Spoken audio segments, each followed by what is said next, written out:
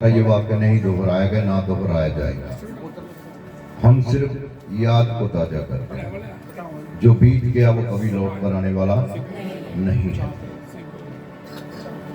तो ये सब मेरे और आपकी गुनाहों परमेश्वर की एक महान योजना थी कि वो मनुष्य को पाप में पसंद नहीं करता था। इसलिए ये सारा जो नबियों ने, भविष्यवक्ताओं ने जो भविष्यवाणियां की और वो भविष्यवाणियां पूरी हुई, ये परमेश्वर का प्रेम था। जो प्रेम उसने मनुष्य जाति के लिए दिखाया है, मेरे और आपके लिए दिखाया है, उसका हम धन्यवाद करें। मेरे लिए ये बहुत बड़ी सेलिब्रेशन डे है। मेरे लिए ये सेलिब्रेशन डे। आज बहुत से लोग, यदि हम यहूदियों की रीतियों को देखते हैं तो लोग अफसोस का दिन मानते हैं, लेकिन आत्मिक तौर पे आप इसे समझो तो ये मेरे और आपके लिए एक सेलिब्रेशन डे है। मान लो कोई ऐसा राजा हो,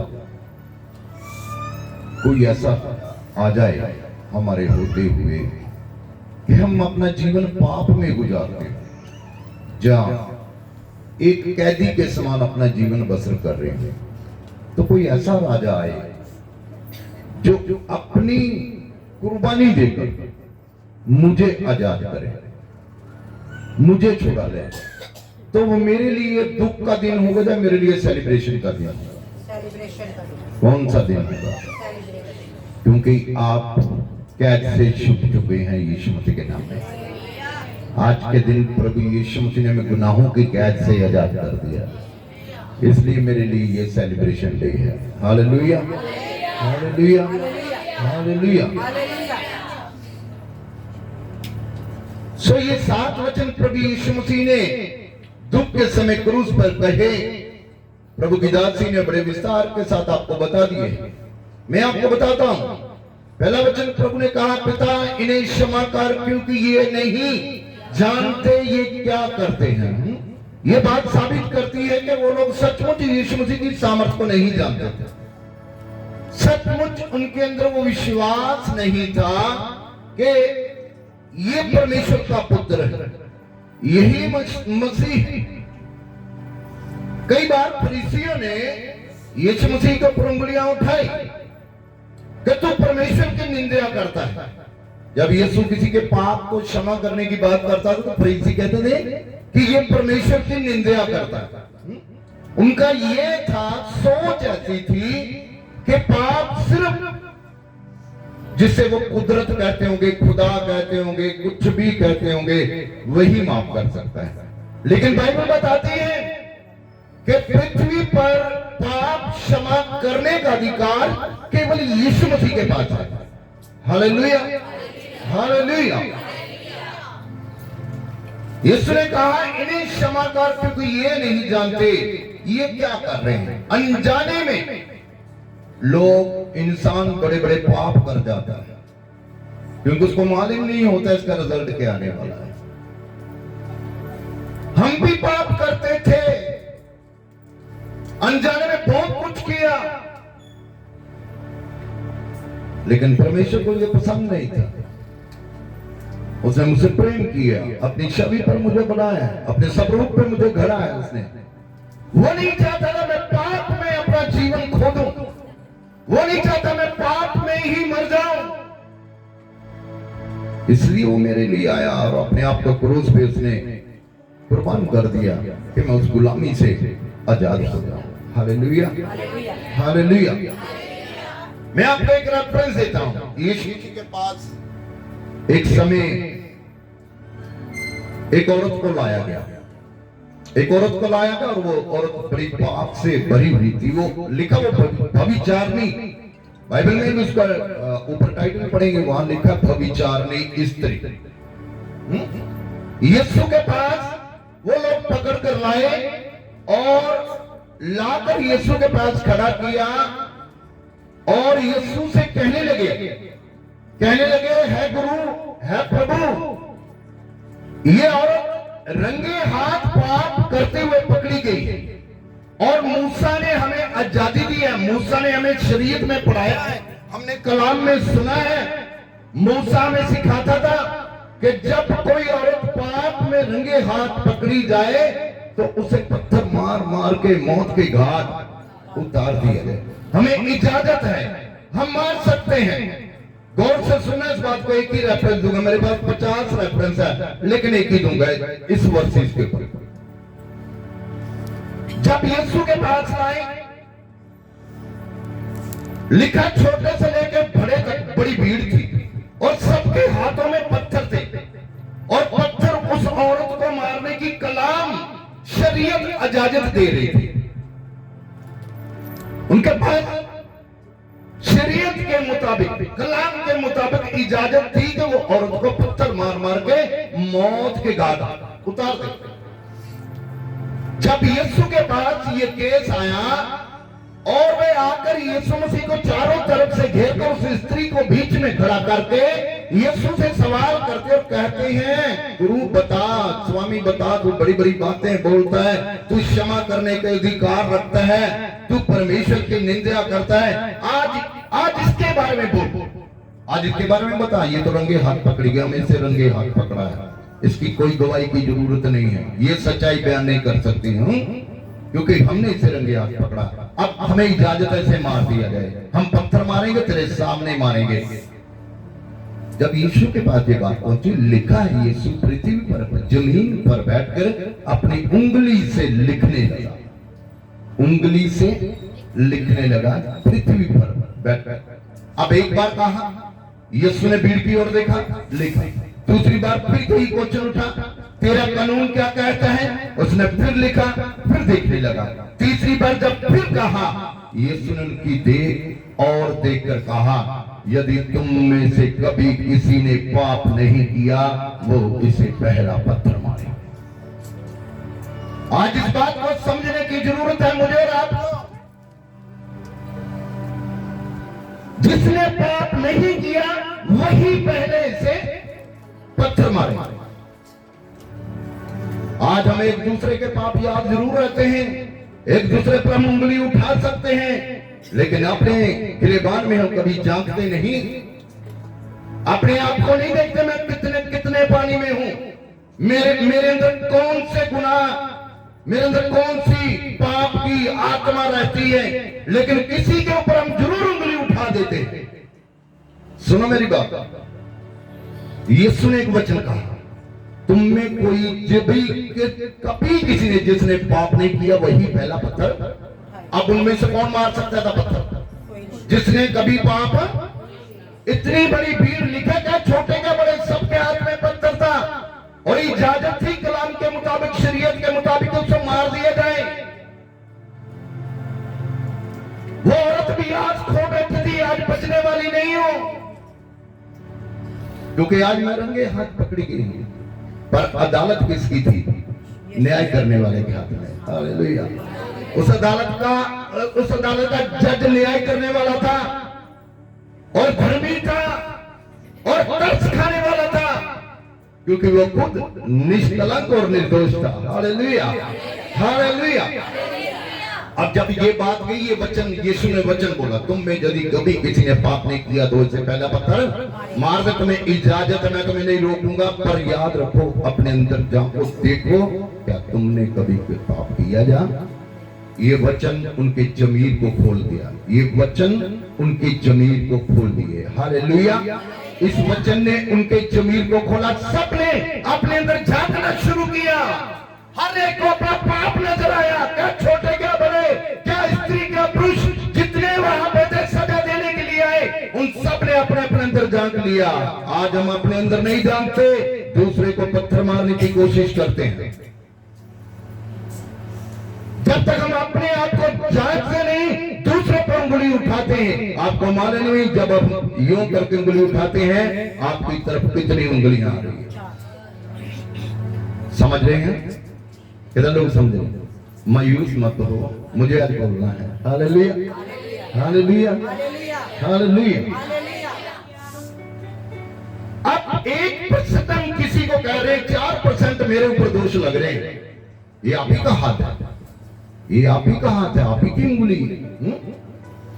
कभी किसी को आप थ्रेड करते हो, कभी किसी को इल्जाम देते हो, ऐसे करके नहीं देते आप, हमेशा यूं करते हैं, एक ही उंगली से अलर्ट किया जाता है मालूम। लेकिन आपको ये मालूम ही नहीं होता, आपकी ये आंखें ही बंद रहती है, मेरी भी बंद रहती है कि मैंने तो एक तो करी है लेकिन 4 तो है ना। परमेश्वर ने ये शरीर, ये अंदाज बड़े तरीके से बना दिया। आज किसी के ऊपर उंगली उठाना आसान है, वो पूरी भीड़ उस औरत पे उंगलियां उठा रही थी, लेकिन अपना जमीर वचन ने खोल दिया। हालेलुया। आज जब उनका जमीर खुला, किसी ने कहा मैंने चोरी किया, किसी ने कहा मैंने पाप किया, किसी ने कहा ये, किसी ने कहा वो, किसी ने कहा, सबका माइंड वॉश हो गया उस वचन से। हालेलुया। आज पवित्र आत्मा आपका माइंड वॉश करने के लिए जा रहा है। Hallelujah, hallelujah. क्योंकि दाऊद कहता है जो कोई अपने गुनाहों को मानता और उन्हें छोड़ भी देता है, उन पर दया दी जाएगी। जो मानता है कि हाँ मैंने भी पाप किया। अब क्या हुआ? यीशु ने कहा तुम में यदि कोई पापी नहीं तो पत्थर मारे, मार दो तुम्हें पत्थर, है ना, तुम्हें इजाजत है, तुम्हें ईसाई हो ना, मारो उन पे पत्थर, क्योंकि तुम दुआ करने वाले हो, मार लो पत्थर। लेकिन एक मारने से पहले 4 अपने सर पे मार लो। अब उस वचन ने उनकी जमीर खोल दिया, वो पछताने लगे। लेकिन बाइबल में क्या, छोटे का बड़े सब पत्थर फेंककर वापस चले गए। हालेलुया। सब शर्मिंदे हुए वहां पे, पता, शर्मिंदा होना पड़ा। लेकिन शर्म तो उसी को आती है ना जो जिसको शर्म हो। तो जिसको शर्म हो नहीं उसको क्या आएगी, है कि नहीं, है ना। अब हुआ क्या है, वापिस चले गए, वहां वो औरत और वहां वो जज बैठा है, वो धर्मी बैठा है, जिसने ये शब्द कहा है तुम में यदि कभी किसी ने पाप नहीं किया वो इसे पहला पत्थर। अब यीशु के पास अथॉरिटी है तो पत्थर मारने की, है कि नहीं, क्योंकि यीशु बाइबल के मुताबिक, गवाहियों के मुताबिक यीशु मसीह के ऊपर पूरी रात अदालत चली, एक भी इल्जाम उसके ऊपर साबित नहीं कर पाया, एक भी गवाह वहां नहीं मिला कि वो साबित कर दे कि यीशु गुनाहगार है। वो निष्कलंक और निर्दोष था, वो चाहता तो उसे पत्थर मार सकता था। उसने और से पूछा बहन क्या सब बातें सब छोड़ के चले गए, किसने तुझे सजा नहीं दी? वो बहन बोली बड़े दर्द के साथ, पहले थैंक्स किया होगा प्रभु को, पांव में गिरी होगी और उसने कहा हाँ प्रभु किसी ने भी मुझे सजा नहीं दी। यीशु ने कहा तो मैं भी तुझे सजा नहीं देता, जा परंतु दोबारा पाप ना करना। Hallelujah, hallelujah. अरे जिसके पास हक है सजा देने का, जब वो क्षमा कर दे तो संसार के करेजा उससे हमें कोई भी फर्क नहीं पड़ता। हालेलुया। बात को समझे, इस वचन को समझे आप, इस वचन को समझे। अगर आप जो लोग लिख रहे हैं ना रेफरेंस दे रहे, रेफरेंस नोट कर लो आप। मत्ती की इंजील 11 की 25, लूका की अंजील 22 की 42, भजन संहिता 22 की 15 और यूहन्ना 19 की 24। ये पहले कलमे के रेफरेंस है। आप फ्री टाइम जब भी आप खुदा का कलाम पढ़ते हैं, इस रेफरेंस से आप परमेश्वर के वचन को मान सकते हैं। Hallelujah, hallelujah, hallelujah.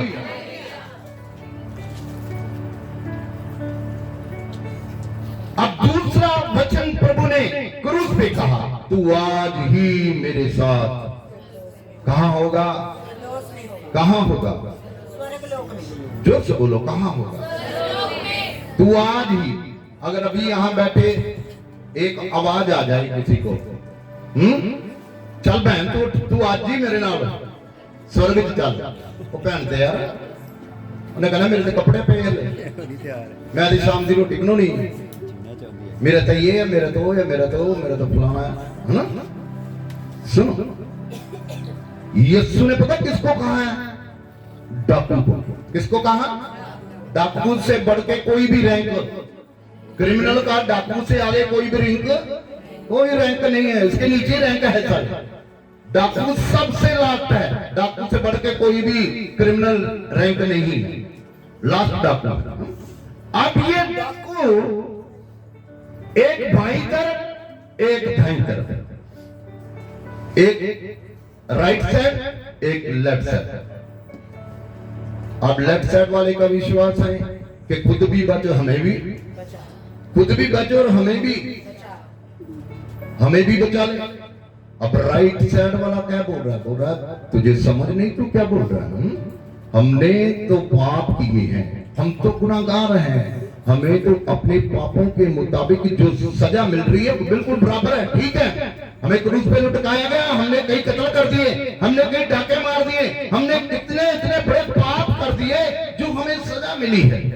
लेकिन राइट साइड वाले का विश्वास देखो, विश्वास देखो कितना जबरदस्त विश्वास है।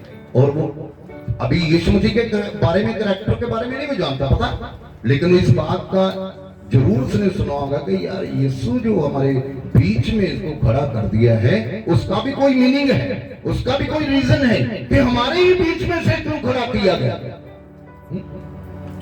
और हम दोनों को इकट्ठे क्यों नहीं किया गया, ये बीच में यीशु को क्यों लाया गया।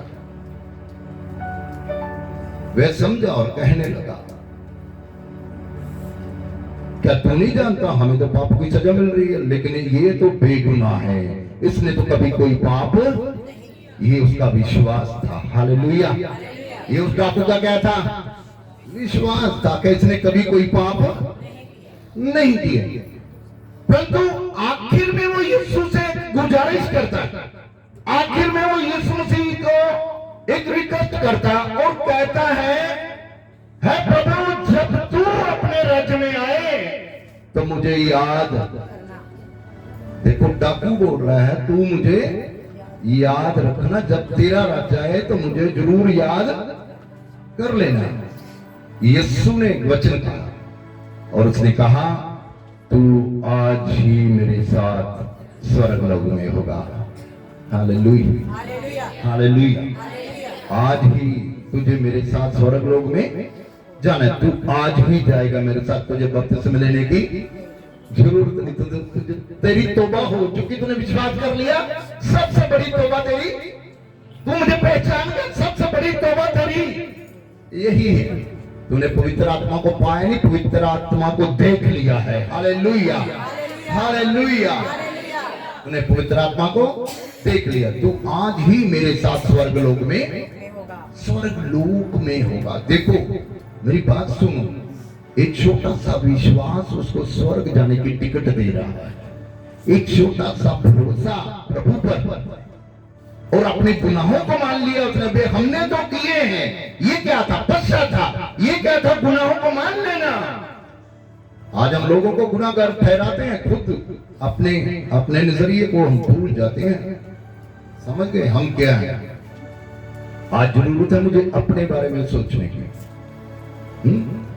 आज जरूरत है मुझे अपने बारे में सोचने की, मैं कहां हूं, मैं क्या हूं, मुझे क्या करना चाहिए, क्या नहीं करना चाहिए। किसी पे उंगली उठाने से पहले उन 4 उंगलियों के बारे में जानना शुरू कर दीजिए आज से। Hallelujah, hallelujah. तू आज ही मेरे साथ स्वर्ग लोक में होगा। पढ़िए दूसरा ग्रंथियों, मैं इसका रेफरेंस दे रहा हूं, दूसरा ग्रंथियों 12:4 और प्रकाशित वाक्य 2:7, बस 2 ऐसे पढ़ दे। स्वर्ग लोक पर उठा लिया गया, वो स्वर्ग लोक में उठा लिया गया और ऐसी बातें सुनी जो कहने की नहीं, जो कहने की नहीं, और जिनका मुंह पर लाना मनुष्य को उचित नहीं। मुंह पर लाना मनुष्य को उचित नहीं।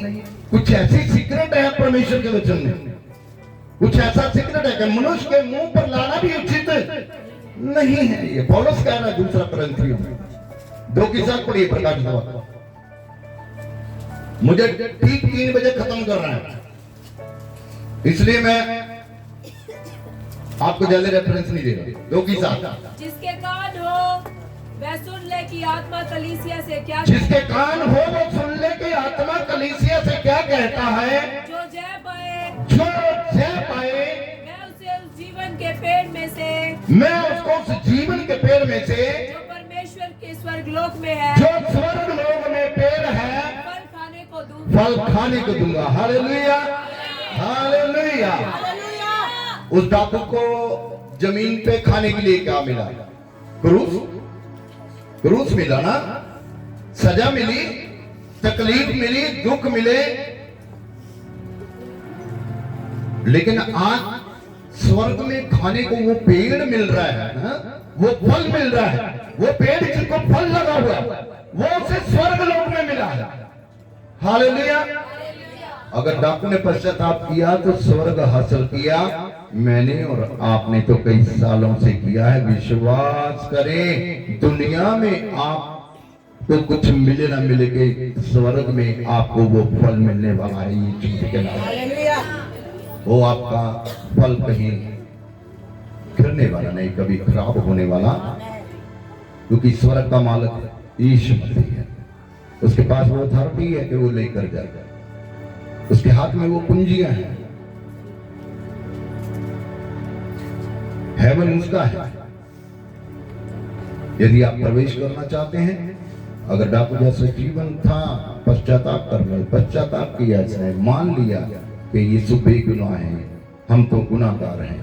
यदि आज ये वचन, ये बात आपके और मेरे मन में आ जाए कि सचमुच गुनाहगार तो मैं हूं, लेकिन सजा मेरा परमेश्वर मेरे लिए दे रहा है, ये उसका प्रेम था। Hallelujah, hallelujah, hallelujah.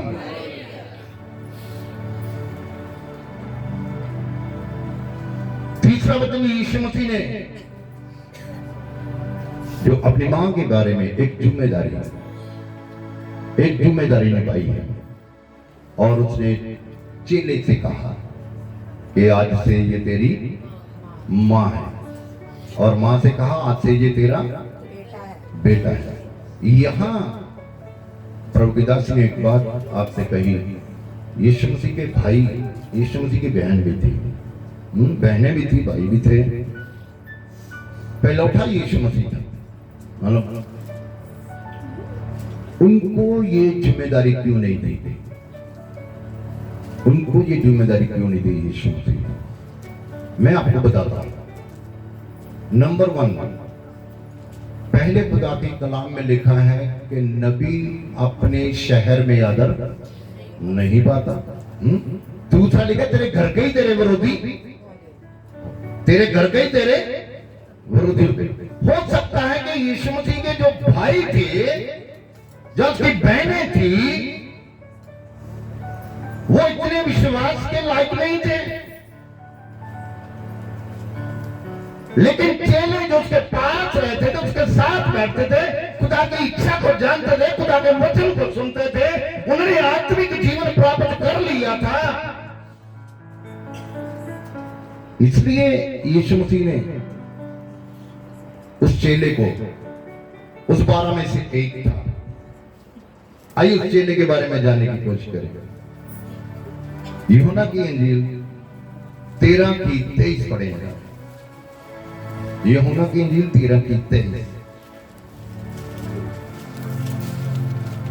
उसके चेलों में से एक जिसे यीशु प्रेम रखता था, उसके चेलों में से एक जिसे, मिलकर बोलो, यीशु प्रेम रखता था। जोर से बोलो, और जोर से। चेलों में से एक ऐसा चेला जिसके साथ यीशु प्रेम रखता था। चेले प्रेम रखते थे, वो भी लिखा है, लेकिन यीशु किससे प्रेम रखता था? एक चेला ऐसा है जिससे यीशु प्रेम रखता है। हाँ, यीशु की छाती की ओर झुका हुआ बैठा था। अब यीशु की छाती की ओर झुका हुआ बैठा था। अच्छा सुनो मेरी बात, हम कितना भी किसी से क्लोज हो जाए, कितना भी किसी से प्यार करे, कोई कितना भी हमसे प्यार कर ले, बेहद प्यार हो, उसका कोई प्रॉब्लम नहीं, लेकिन मान लो ब्रदर दीपक है, हम दोनों इकट्ठे बैठते हैं, सोफे पे, नीचे, कहीं भी हम इकट्ठे बैठते हैं। अगर मैं इसकी छाती के पास यूं झुक कर बैठा रहूं, तो क्या मैं इसके अंदर की बात को समझ सकता हूं? क्या इसके अंदर क्या चल रहा है मैं उसे सुन सकता हूं? नहीं, कभी नहीं हो सकता, कभी नहीं हो सकता। ये वो चेला है जिसकी पहचान बाइबल में एक अलग तरीके से की गई है। चेले 12 थे, चलो एक ने गद्दारी की, वो फिनिश हो गया, निकल गया, लेकिन ये 11 में से एक ऐसा है जो यीशु मसीह की अंदर की बातों को जानने की कोशिश करता है। हालेलुया। हम तो यीशु मसीह के वचन की बातों को जानने की भी कोशिश नहीं कर रहे। कितने सालों से हमें आज तक समझ ही नहीं आई यीशु मेरे लिए चाहता क्या है, करना ही क्या, और मुझे यीशु के लिए क्या करना है। ये झुका रहता था और उसके अंदर की बातों का अनुभव लेना चाहता था कि यीशु के अंदर क्या है, ये कहां से निकलता है, जो ये कहता है ये अद्भुत है, इसको मैं कैसे प्राप्त करूं। अजी तो हर बार परमेश्वर सेवकों के द्वारा कुछ बातें आपके लिए निकालता है जो यीशु के अंदर से निकली हुई है, लेकिन हम कई बार समझ ही नहीं पाते। इस चेले की तरह अपने मन को बनाए, इस चेले की तरह स्वभाव को बनाए, इस चेले की तरह वो आत्मिक कानों को लें, आप यीशु की बातों को समझ पाएंगे। Hallelujah, hallelujah. आप पढ़िए इसको थोड़ा सा 25 तक। शिमोन पतरस ने उसकी ओर संकेत करके उसे पूछा, बता तो वह किसके विषय में कहता है। हाँ देखो, पतरस भी चेला था ना, और पतरस उसको पूछता है जो उसकी छाती की तरफ झुककर अंदर कई बातों को अनुभव लेने जा। पतरस से पूछता, बता यीशु के अंदर क्या चल रहा है, बता वो किसके लिए बोल रहा है। हाँ, तब उसने उसी तरह यीशु की छाती की ओर झुके हुए उससे पूछा, है प्रभु वह कौन है। यीशु ने उत्तर दिया, जिसे मैं ये रोटी का टुकड़ा डुबो कर दूंगा वही है। और उसने टुकड़ा डुबोकर शिमोन अक्सरियोती के पुत्र यहूदा को दे दिया। टुकड़ा लेते ही शैतान उसमें समा गया। टुकड़ा लेते ही शैतान, सुनो, वो पाकशा ले रहा था, वहां पे क्या ले रहा था, वो पाक मेज के करीब था और लिखा टुकड़ा लेते ही। अजीब बात है ये, समझ गए। यीशु ने उसे ये टुकड़ा नहीं दिया, उसने कहा जो इसमें से हाथ डाले, जो मेरी थाली में हाथ डालेगा वही मुझे पकड़वाने वाला होगा।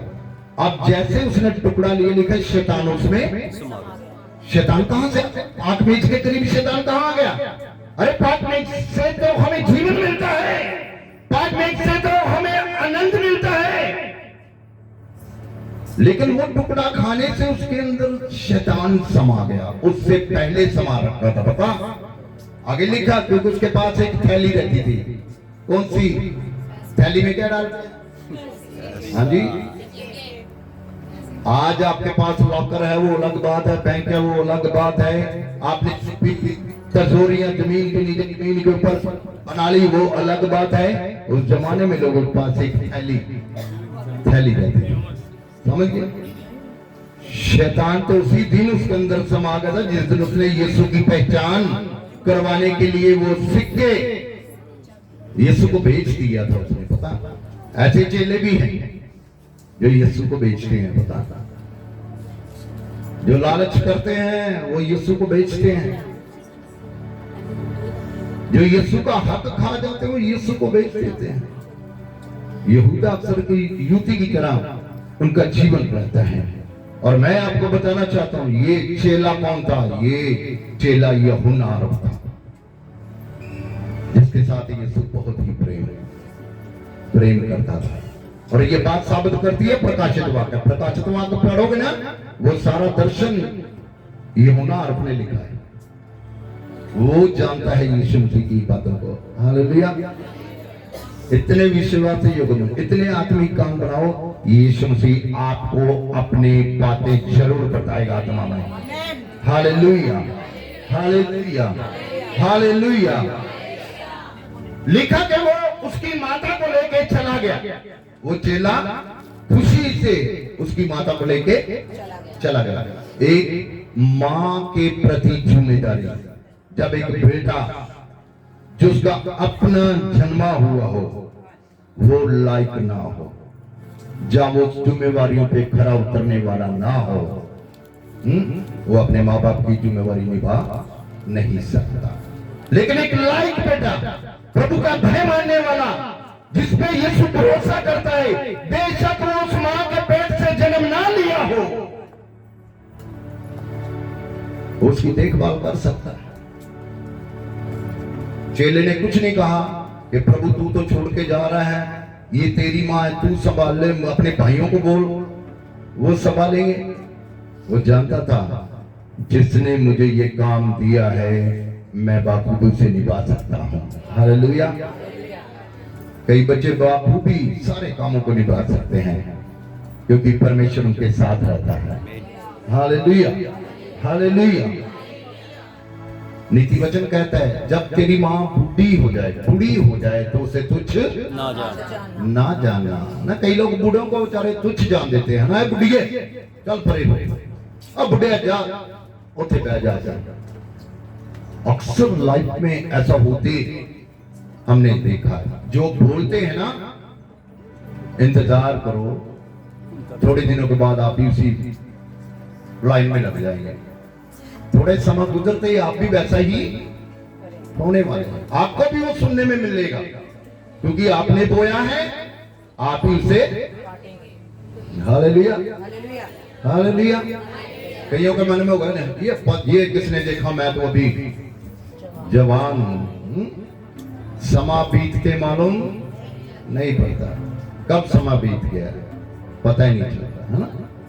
इसलिए प्रभु का इस वचन से आदर करें क्योंकि वो हमें इन वचनों से ही समझाना चाहता है। आइए हम तीसरे वचन की ओर जाएं जो दुख की घड़ी में प्रभु यीशु मसीह ने, चौथे वचन को हम कहेंगे, जब यीशु मसीह ने दुख की घड़ी में क्रूस के ऊपर उठाए और वहां पे उसने रिलीज किए ये वचन, वो लोग, वो भीड़ जो नीचे देख रही थी सारे वाक्यों को, उन्होंने इन वचनों को सुना है जो यीशु के अंदर से निकले हुए हैं। ये चौथा जो वचन है मत्ती की इंजील है, उसका 27 उसकी 46 है। यहां यीशु मसीह बड़ी दर्द भरी आह में, हाथों में किल ठोक दिए गए हैं, सर पे कांटों का ताज पहना दिया गया है, कपड़े फाड़ दिए गए हैं, बहुत दुर्दशा उसकी हो चुकी है। आखिर में क्रूस पर उसको लटका दिया गया है। और ये क्रूस पे लटके हुए वचन साथ प्रभु यीशु मसीह ने कहे हैं दुख की घड़ी। और यीशु ने बड़े दर्द भरी हाथ से कहा है, परमेश्वर तूने मुझे क्यों छोड़ दिया। क्या परमेश्वर किसी की छोड़ देता है? खुदा के कलाम में तो लिखा है ना मैं तुम्हें छोड़ूंगा ना कभी त्यागूंगा, तू जहां जाएगा मैं तेरे साथ साथ रहूंगा। चेलों को यीशु ने जाते समय कहा घबराना नहीं, मैं जगत के अंत तक सदा तुम्हारे। तो इस बात को कैसे माना जाए कि यीशु छोड़ दिया गया? आपको एग्जाम्पल खुदा की दासी ने सिखाया है, बताया है। कई बार जब हमें कोई छोड़ देता है उसमें हमारी भलाई होती है, हमें बुरा लगता है, हम सोचते हैं कि शायद ये मेरे लायक नहीं या मैं इसके लायक नहीं है, लेकिन इसको दुख में छोड़ दिया गया है, दुख में। क्योंकि पिता अपनी मर्जी को पूरा करना चाहता है उसके जीवन के द्वारा, और ईश्वर अपने कामों के प्रति अपने बाप की मर्जी को पूरा करना चाहता है। वो अपनी जिम्मेवारियों से मुंह नहीं फेरता।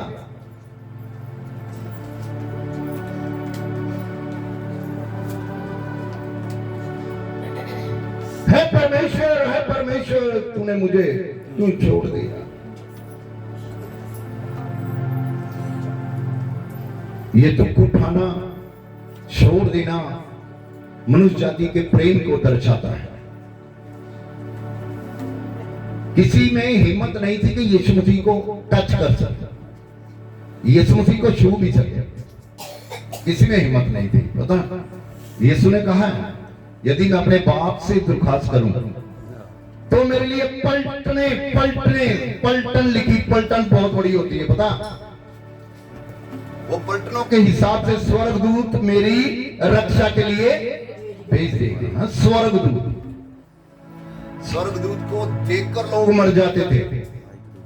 एक जमाना था पुराने नियम में, जो स्वर्गदूत को देख लेता था ना वो मर जाता था। तो जब पलटनों की पलटने आ जाती तो क्या यीशु मसीह को वो चंद लोग जो षड्यंत्र रच रहे थे उसे टच कर सकते थे, उसे पकड़ सकते थे, मार सकते थे, उसको दुख, उसको पीड़ा दे सकते थे? नहीं। यहां यीशु मसीह मेरे और आपके लिए दुख उठा रहे हैं। जहां यीशु मसीह अपने बाप की इच्छा को पूरा करने के लिए इस जगत में आए हैं। आप भजन संहिता 22 की 1 और 2 पढ़े। ये वचन पहले भी यीशु मसीह का दुख उठाने से पहले भजन संहिता में आया है। मेरे परमेश्वर, है मेरे खुदावन, है मेरे खुदावन, तूने मुझे क्यों छोड़ दिया? तू मेरी पुकार की ओर, तू मेरी पुकार की ओर सहायता करने से क्यों दूर रहा? सहायता करने से क्यों दूर रहा? दाऊद भी कह रहा, दाऊद खुदा का दास दाऊद कहता है, मुझे बताओ बाइबल में दाऊद की सहायता खुदा ने कहां नहीं करी?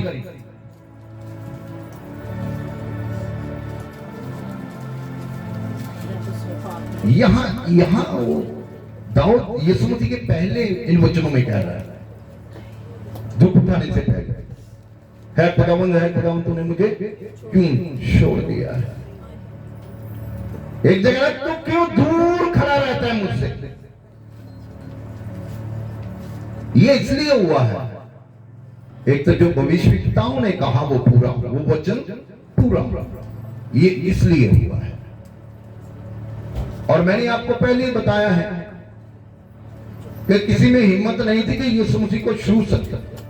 दुख देने की बात तो अलग थी। जो मर के जिंदा हो सकता है वो जीते जी क्या नहीं कर सकता था। बात समझ में आई? Hallelujah, hallelujah, hallelujah. जिसमें इतनी पावर, इतनी ताकत, इतना सामर्थ्य है कि वो कब्र से बाहर आ सकता है, तो उसे कौन छूने की ताकत रख सकता है? ये सब इसलिए है, आज इस बात को जान के जाना है आपसे।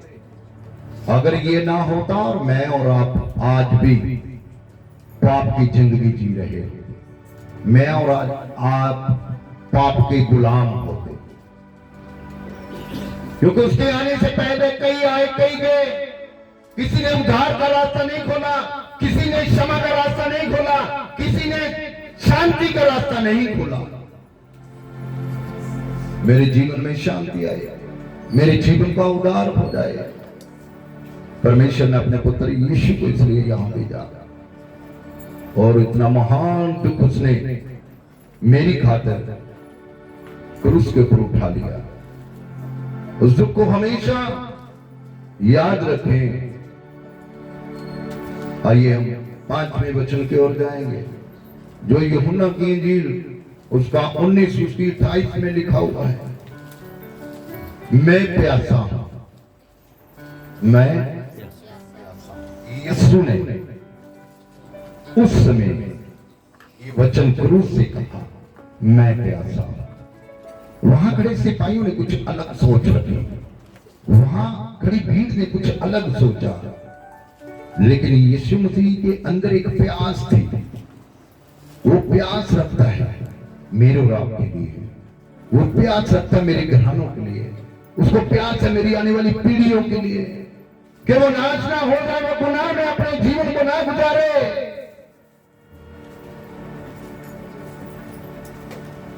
इसलिए यीशु ने क्रूस से कहा, मैं प्यासा हूं। दयावी समझ रखने वालों ने लिखा, वहां से स्पंज पड़ा था, उठाकर उसके मुंह पर, उसके होंठों पे लगा दिया। वो ये सोच रहे थे कि इसको पानी की जरूर प्यास लगी। लेकिन उस वचन को वो लोग नहीं समझ पाए, क्योंकि वो सब अनजाने में ये सब कर रहे थे। मैं पैसा हूं। अजीजों, आज भी यदि हमारे परिवार में 5 लोग प्रभु में हैं, छठा नहीं है, तो परमेश्वर उसका भी प्यासा है, उसकी भी प्यास रखता है। हमने 100 भेड़ों के बारे में कई बार वचन सुना है कि जब एक हो जाए तो चरवाहा जो अच्छा है वो 99 को छोड़कर 99 को छोड़कर एक को ढूंढने चला जाता है। इसलिए आज अपने परिवार के लिए दुआ करें, अपने बच्चों के लिए हम दुआ करें, अपने बहन भाई रिश्तेदारों के लिए, पड़ोसी के लिए दुआ करें और उससे कहें कि यीशु मसीह तेरी रूह का प्यासा है, वो प्यास रखता है तेरे लिए कि तू पाप में जीवन को ना गुजारे। उसने तेरे लिए महान दुख सहा क्रूस पे, वो नहीं चाहता तू नरक की आग में चला जाए। उसने अपना महान प्रेम तेरे लिए दिखाया है। कोई भी इंसान कितना भी अपना हो, वो किसी के गुनाहों की सजा अपने ऊपर नहीं लेता। प्रभु यीशु मसीह ने तो पूरे संसार के लिए इस दुख को उठा लिया है। जो डाकू को माफ कर सकता है, वो मेरे और आपके गुनाहों को भी माफ करने में सामर्थ्य है। Hallelujah, hallelujah. जो डाकू को माफ करने के बाद स्वर्ग में ले जाने का वादा करता है, वो आज मेरे और आपको भी ले जाने का वादा करता है। Hallelujah, hallelujah. वो प्यासा है। यूहन्ना 13:23 निकालो, यूहन्ना 13:23। यूहन्ना की अंजील उसका 13वां बाब उसकी 23 है। और जबूर नंबर 69:21, ये इसके रेफरेंस हो। उसके चेलों में से एक जिससे यीशु प्रेम रखता था, यीशु की छाती की और झुका हुआ बैठा था। 13:23 यूहन्ना 13:23। 69 की पढ़ दो, 69 की 19 की 24 में भी लिखा। 69 जबूर 21।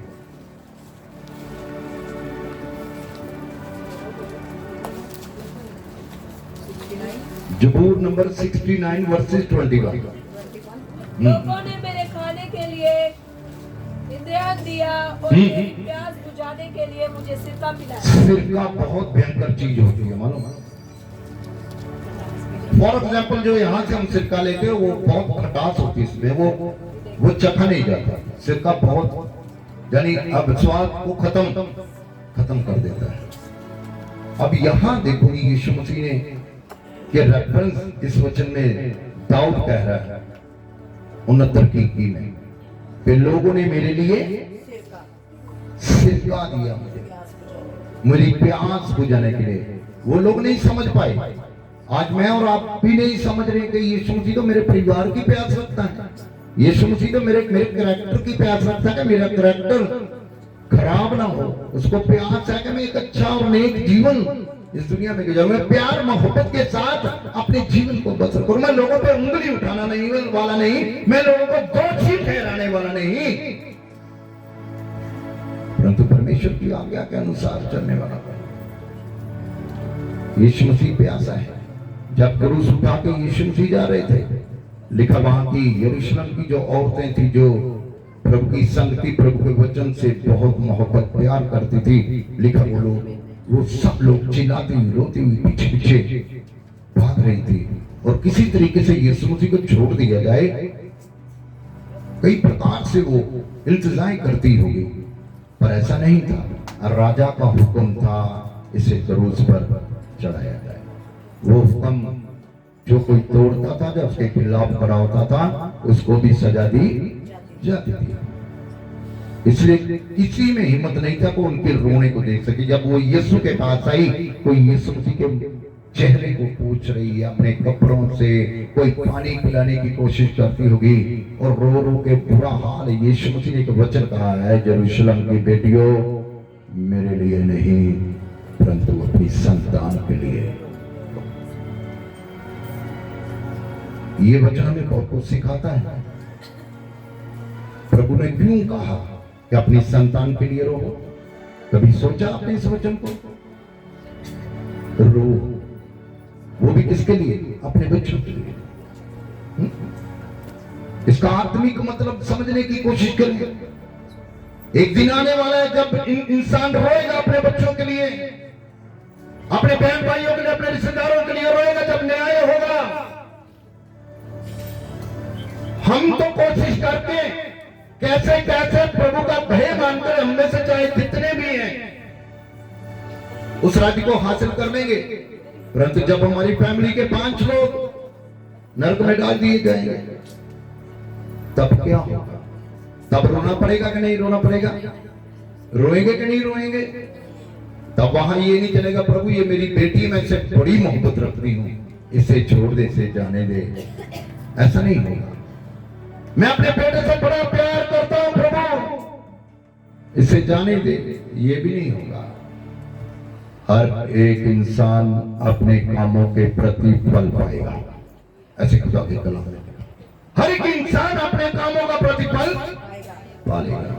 इसलिए अपने कामों पर ध्यान देने की मुझे बड़ी जरूरत है। याद रखें, परमेश्वर आपकी रूहों का प्यासा है, आपकी भक्ति का प्यासा है, आपकी थैंक्सगिविंग का प्यासा है, आपकी रूह स्वर्ग में जाए उसके लिए यीशु मसीह प्यासा है। हालेलुया। आइए हम छठा वचन यूहन्ना के इंजील 19:30 में जैसे लिखा पूरा हुआ, पूरा हुआ, कंप्लीट।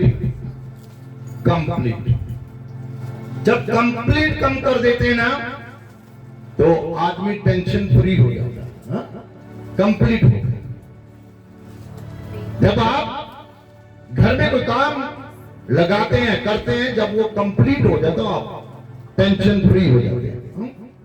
अब यीशु मसीह इस समय टेंशन में थे, क्रूस पे लटके हुए हैं, दर्द पीड़ा चल रही है, शरीर छलनी हो चुका है और लहू शरीर से थोड़ा थोड़ा करके गिर रहा है। जब ब्लड खत्म हो जाएगा, जब ब्लड कम हो जाएगा, उसी समय इंसान की मृत्यु हो जाती है। इतनी पीड़ा में, इतने दुख में भी यीशु मसीह काम पूरा कर रहे हैं। कौन सा काम पूरा किया यीशु मसीह ने? बता सकते हैं? बैठ जाओ भाई सब लोग, बाहर वाले सुनो, बैठ जाओ। कौन सा काम यीशु मसीह ने पूरा किया? बता सकते हैं? अपने पिता की मर्जी को पूरा किया। सबसे बड़ी बाप की मर्जी पूरे करना। जिसने बाप की मर्जी को पूरा किया वो सारे काम पूरे कर सकता है। Hallelujah, hallelujah, hallelujah. एक बात और याद रखें, मरकस की इंजील में यीशु मसीह ने अपने बाप का जिक्र किया है। कहता हर कोई राज्य में प्रवेश नहीं करेगा, नहीं कर, जिसने मेरे बाप की मर्जी को पूरा किया है केवल वही प्रवेश करेगा। इस दुख की घड़ी में यीशु मसीह ने ये शब्द कहा है, पूरा हुआ। वो कंप्लीट कर चुका था, उसने कंप्लीट किया परमेश्वर के वचन को, कंप्लीट किया खुदा की सेवकाई को, कंप्लीट किया उन मेरिकल को जो खुदा ने उसके लिए रखे थे, कंप्लीट किया उन प्रार्थना को जो उसने प्रभु ने उसको दे रखी थी, कंप्लीट किया उस करैक्टर को जो उसने दुनिया में रहकर जिया है। आज मुझे और आपको कंप्लीट करना है। हालेलुया। जब आधा काम छोड़ देंगे तो काम उसे अधूरा कहा जाता है, क्योंकि वो कंप्लीट नहीं हुआ। यीशु ने तो कंप्लीट करके अपने आप को राज्य में प्रवेश कराया और बाप की दाहिनी ओर बैठ गया। आज मुझे और आपको कंप्लीट करने की जरूरत है। Hallelujah, hallelujah, hallelujah. यूहन्ना 17 की 4, यूहन्ना 17 की 4, मत्ती 27 की 50। जल्दी पढ़ो। जो कार्य तूने मुझे करने को दिया था, यहाँ कहता जो कार्य तूने मुझे करने को दिया था उसे मैंने पूरा करके मैंने पृथ्वी पर तेरी महिमा की है। मैंने पृथ्वी पर तेरी महिमा की है। हालेलुया। आपको महिमा कहाँ करनी है? पृथ्वी पर। आपको महिमा कहाँ करनी है? कार्य कहाँ पूरा करना है? यीशु ने भी पृथ्वी पर पूरा किया, आज मुझे और आपको भी पृथ्वी पर खुदा के काम को पूरा करना है। Hallelujah, hallelujah. हालेलुया। काम पूरा करके तेरी महिमा भी।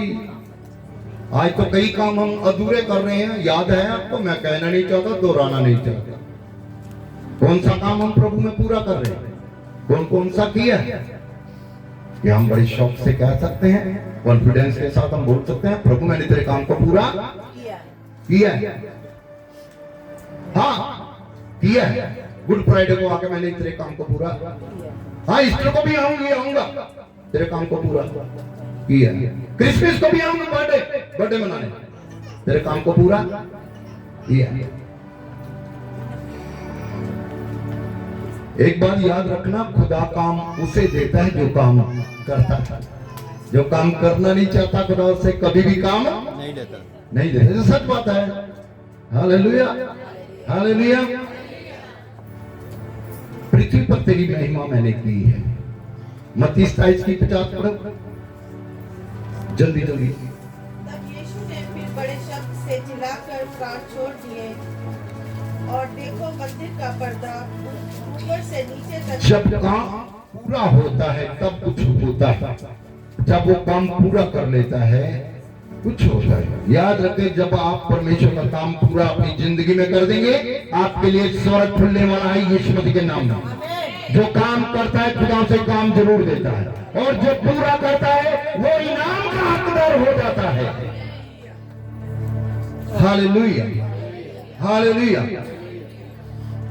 अब लास्ट में प्रभु यीशु मसीह ने लूका का इंजील 23:46 में कहा है, पिता अपनी आत्मा तेरे हाथों में सौंपता हूं। सौंप देता हूं। ये आखिरी वचन था पृथ्वी पर शरीर में होकर, ये आखिरी वचन था। है पिता, मैं अपनी आत्मा तेरे हाथों में सौंप देता हूं। अपना शरीर, अपना प्राण, अपना आत्मा अपने सृजनहार के हाथों में सौंपने की जरूरत है। देखो, 12 चेलों में से एक को शैतान ने चुन लिया कि नहीं? उसका आत्मा परमेश्वर के हाथों में सौंपा हुआ नहीं था। अगर उसका आत्मा भी परमेश्वर के हाथों में सौंपा हुआ रहता यहूदा इस्करियोती का, तो शायद शैतान उसके अंदर कभी ना समाता। जहां यीशु मसीह ने आखिरी वचन बोला और कहा, मैं अपना आत्मा तेरे हाथों में सौंपता हूं। भजन संहिता 31:5 यहां दाऊद भी कहता है इस बात को। 31:5 भजन संहिता चैप्टर 31। मैं अपनी आत्मा को तेरे ही हाथ में छोड़ देता हूं। मैं यहोवा है सत्यवादी ईश्वर, तूने मुझे मोल लेकर मुक्त किया है। तूने मुझे मोल लेकर मुक्त किया है, यानी आजाद कर दिया। मैं अपना प्राण, अपना शरीर तेरे हाथों में। ये दाऊद यीशु मसीह के दुख उठाने से पहले कह रहा है। एक नबी भी अपना आत्मा खुदा के हाथों में सौंपता है। हमारा आत्मा कहां रहता है? कभी सौंपा खुदा को अपने आत्मा में?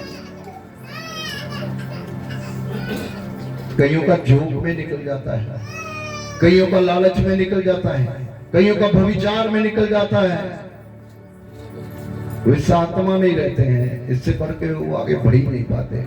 इसलिए वो खुदा का काम पूरा अपनी जिंदगी में कभी पूरा नहीं करते। अब पौलुस कहता है, मैंने अपनी दौड़ को पूरा कर लिया है। हालेलुया, मैंने अपनी दौड़ को पूरा कर लिया है।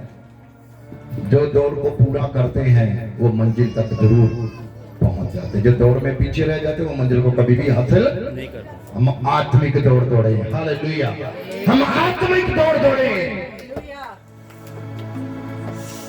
कि हम उस मंजिल को हासिल करें जिस मंजिल का नाम स्वर्ग है। अजीजों, ये 7 वचन जो प्रभु ने हमें सुनने के लिए दिए हैं, मैंने शॉर्ट में आपको बताया है।